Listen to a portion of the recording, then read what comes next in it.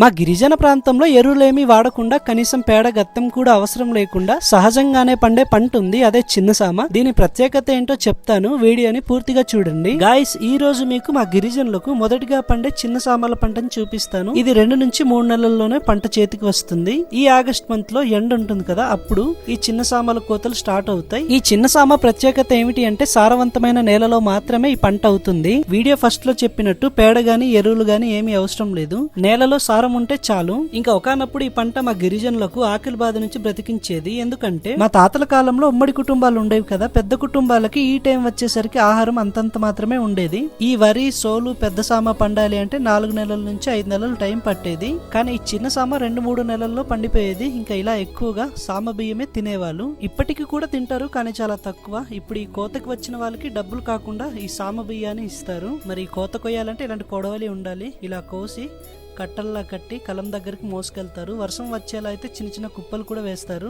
ఇంకా next day morning ఇలా ఆవులతో తొక్కించి నోర్పు చేస్తారు.